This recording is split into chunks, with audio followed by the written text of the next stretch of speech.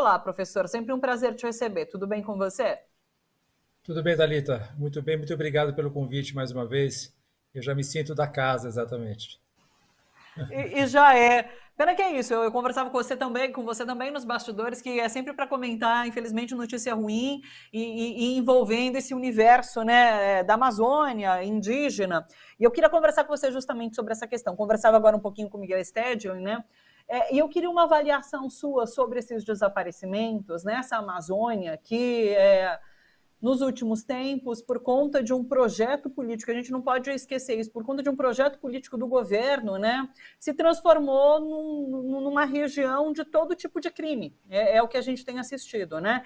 E o foco agora é nos desaparecimentos, por conta muito do envolvimento de um jornalista inglês, porque esse tipo de desaparecimento, ameaças, afrontas, ataques acontecem rotineiramente contra povos indígenas, contra indigenistas como o Bruno, que trabalham por ali, né? Mas agora é claro que o episódio tomou uma proporção maior por conta do jornalista inglês que está envolvido nesse episódio. Qual a avaliação, qual o balanço que você faz assim inicial do que a gente está passando nesse momento em relação a esses desaparecimentos? Olha, o Brasil é um país extremamente violento, né? Considerado um dos países, talvez o país mais violento, segundo a avaliação, por exemplo, do Global Witness, né? Que é uma ONG internacional, trabalha muito com essa questão de agressão às populações no mundo todo, né? Não apenas no Brasil, terríveis agressões em outros países também, na República Democrática do Congo, no México, na Índia, etc, etc. O Brasil nesse contexto, sempre foi, quero dizer, nos últimos 10, 15 anos, o Brasil estava numa das posições mais de destaque, negativamente falando, em relação a isso. Lembro dos dados feitos pelo Global Witness, em 2016 houve 49 assassinatos no Brasil, e basicamente 40% de indígenas. Então, agora, isso só veio se agravando, isso deu um salto de proporção, de escala, de violência com o Bolsonaro. Né?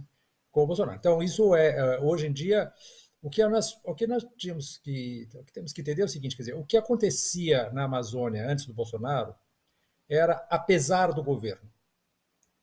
O que acontece na Amazônia com o Bolsonaro é por causa do governo, no sentido que ele é efetivamente o promotor de políticas de violência. Quer dizer, a sua base de aliados na Amazônia, no Brasil de forma geral, mas na Amazônia que estamos falando aqui, é exatamente esses grupos extremamente violentos, fascistas, em grande parte, ou simplesmente delinquentes, né? Simplesmente delinquentes, que é exatamente o caso. Nós estamos vendo aí na imprensa essa superposição não é, de crimes, do narcotráfico, da apropriação de terras de forma indébita, tudo que você puder nomear em termos de barbárie é a base de apoio do Bolsonaro.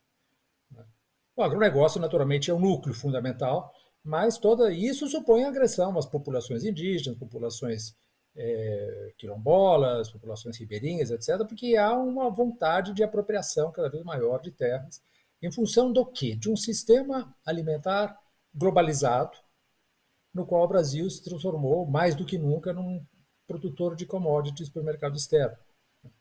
Então, essa basicamente a inserção do Brasil nesse mercado e o Bolsonaro, que vive vomitando, dizendo que a Amazônia era do Brasil, etc, etc.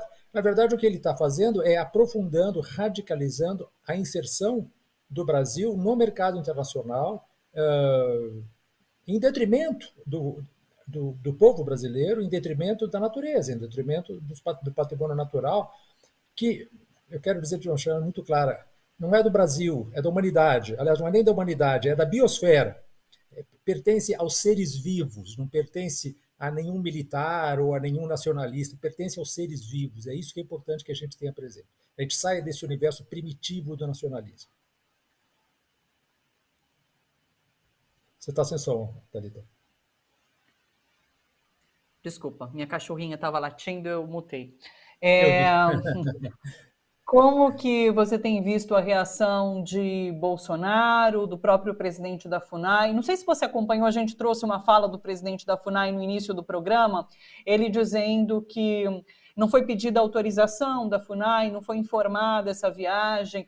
Ele comete esse erro. Pelo que eu andei lendo e ouvindo, os dois não estavam em terras indígenas, eles passeavam ali, caminhavam por um rio que não faz parte de terra indígena, é muito próximo, inclusive, de Atalaia do Norte, que é essa região onde tudo parece ter acontecido.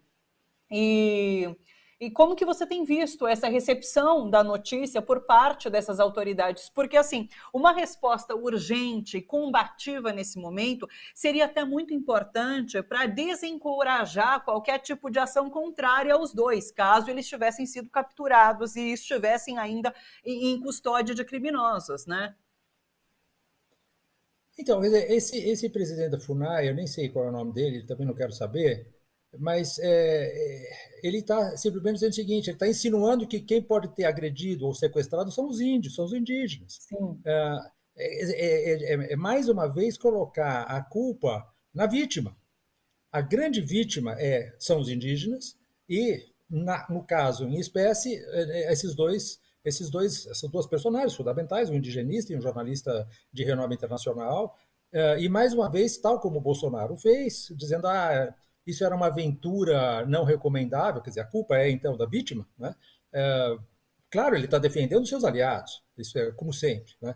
Onde há uma atrocidade qualquer, o Bolsonaro imediatamente identifica os seus aliados. E o caso da FUNAI, o caso do presidente da FUNAI é esse, tá certo? Ele está dizendo, não, mas eles não, mesmo que eles estivessem num território indígena, mesmo que eles estivessem cometendo um ilícito qualquer, isso não teria nenhuma relação com a violência que eles sofreram. Tá certo? Então, isso é mais uma manobra diversionista, para dizer, não, veja só, mas, entendeu? Uma pessoa mata a outra, mas ela estava fumando, sabe? Não tem nada a ver uma coisa com a outra. Quer dizer, isso é falta de. É cumplicidade com o crime, né? Isso é uma cumplicidade com o crime. A gente conversava ontem com o ex-presidente da FUNAI, o Sidney Possuelo, e ele deu, né, a opinião dele de como ele acredita, inclusive, que tenha sido... bom, esse episódio possa ter sido uma ação, uma emboscada de pessoas que atuam contra questões indígenas, né? Que atuam contra indígenas ali na região. Porque muitas vezes o indigenista, né, os funcionários da FUNAI, como o Bruno, eles são vistos como inimigos pela população local, justamente por defender questões indígenas, né? E são tidos, inclusive, então, como é isso, recebem ameaças, são constantemente ameaçados, e essa falta de fiscalização, né, a falta de força que a FUNAI tem no momento para combater esse tipo de atuação, inclusive, também leva a mais casos como esse. Pode ter resultado, inclusive, nesse episódio que a gente está comentando agora. Porque é isso, há um aparelhamento da FUNAI, há a falta de atuação e há toda uma promoção do crime, né? Por parte, incentivo ao crime por parte do governo que a gente tem hoje. Esse senhor, na verdade, né, uma coisa que a experiência, infelizmente, ensina é que sempre vai haver alguém para ocupar uma posição, mesmo que seja no sentido mais, como eu diria, mais atentatório à função que lhe é dada, exatamente, que é de exatamente fazer uma mediação, de uma proteção em relação à questão do indígena. Esse senhor está aí para atacar, evidentemente, os indígenas, tá certo? Ele está aí, se ele é um homem do governo Bolsonaro, evidentemente ele não pode ser um funcionário da FUNAI que responda dignamente pela sua função de proteção dos índios, dos indígenas, tá certo? Então isso sempre vai haver gente assim, isso é terrível. Agora, o que eu acho que é importante, Dali, é a gente pensar não neles, porque eles é isso mesmo, essa é a política. Agora, a sociedade tem que reagir em relação a isso. A sociedade está muito desarticulada, muito. Sabe, nós estamos numa situação terrível de aumento do desmatamento de uma maneira brutal. Nunca houve um desmatamento durante 5 anos seguidos. Nunca houve, numa série histórica de 88 a 2017, 5 anos seguidos de aumento do desmatamento. Nunca houve no Brasil um aumento de 34%.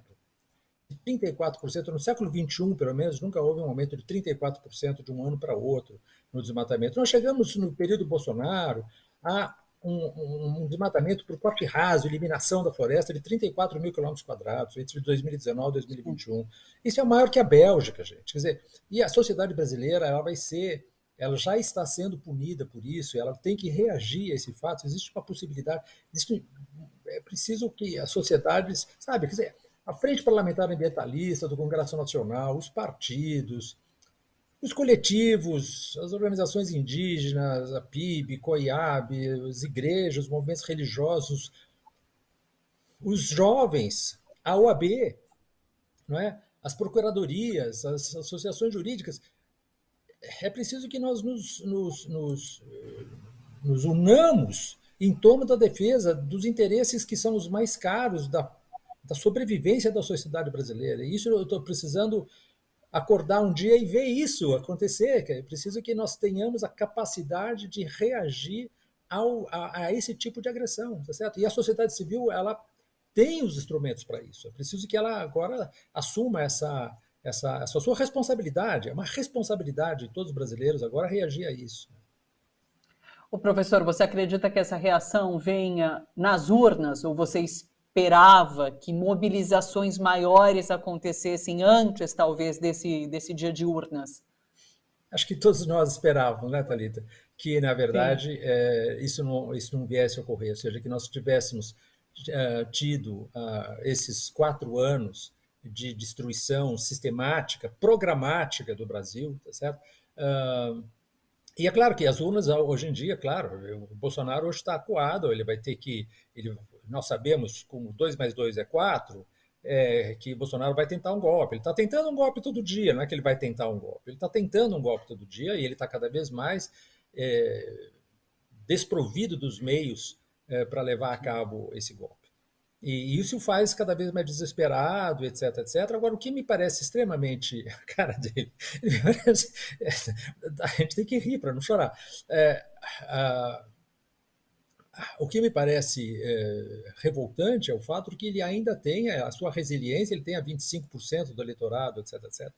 Que são normalmente quem são, né? São os ricos e são os homens, né? São os ricos, são os homens. Saiu hoje na Folha de São Paulo mostrando exatamente isso, né? Que os pobres, os negros e as mulheres são a base de reserva da democracia no Brasil. E se é os Faria Limers, a classe média, sobretudo masculina, que está ainda apoiando essa personagem triste. A gente acompanhou, né? Foram 4 anos de mobilizações que aconteciam, mas não davam resultados práticos, né? E talvez por conta disso a sociedade foi se desmobilizando. Queria te ouvir em relação a isso também. E além disso, é isso, a gente comentava nos bastidores, são tantas as pauladas que a gente leva diariamente que a gente acaba normalizando, talvez, as tantas violências que acontecem diariamente aqui no nosso país, né? Foi uma derrota gigantesca, né, da sociedade brasileira. Quer dizer, essa personagem expressionista, grotesca, teve uma vida política pregressa que fazia parte do lixo da política, do último escalão do Congresso Nacional. Né? E, de repente, ele através de um processo que é difícil, eu acho, de entender até agora. Acho que ninguém foi capaz de explicar. Nós temos os ingredientes para explicar, mas a explicação total não é ainda totalmente convincente. Houve um fenômeno que nós não sabemos explicar claramente, tem características internacionais, etc, etc. Mas um fenômeno que... Como é que é possível que uma pessoa desse nível de grotesco, tipo Rodrigo Duterte nas Filipinas, ou Bolsonaro no Brasil, mesmo Trump nos Estados Unidos, são personalidades que 20 anos atrás seriam cômicas, seriam personagens de uma comédia de mau gosto, e foram guindados à presidência da República. Mas a sociedade acho que a sociedade está reagindo, ela está acordando para isso, e a gente vai, com certeza, tentar reconstruir, porque se trata agora de reconstruir o Brasil. Só rapidinho para finalizar, professora, você é professora de história, né? É difícil a gente interpretar os tempos vivendo o hoje? Talvez no futuro a gente vai conseguir entender melhor tudo isso que a gente está passando? Com certeza, né? Eu acho que vai haver uma sedimentação, as coisas vão entrando, as peças vão se encaixando, digamos assim, né? Mas eu acho que a minha hipótese, Thalita, eu não quero falar isso em um minuto, em um segundo, é de que eu acho que existe uma consciência difusa, não perfeita, não é uma consciência formulada, mas uma consciência difusa de que o mundo está piorando, que o futuro é cada vez mais ameaçador. E as pessoas reagem a isso desejando uma volta ao passado, desejando uma segurança que elas perderam. Quem fatura com isso, quem capitaliza com isso, são exatamente as bandeiras mais conservadoras, as bandeiras que falam, não, no passado era melhor, né? E vamos voltar, blá, blá, blá, blá, tá certo? Então, eu acho que isso é um dos ingredientes importantes que eu não vejo sempre aparecer com a devida importância quando a gente tenta fazer análise. Não quero reduzir tudo a isso, mas esse eu acho que é um ingrediente importante. O medo acaba faturando muito, né, nesses tempos. Exatamente, exatamente. Professor, sempre um grande prazer te receber e poder conversar com você, viu? Muito obrigada por aceitar nosso convite. Vamos marcar próximas conversas para a gente ir entendendo esses tempos sombrios que passamos, viu? Um beijo enorme para você, bom trabalho Igualmente, por aí. Thalita. Até uma próxima aí. Tchau, tchau. Até, Até a obrigada. todos os ouvintes.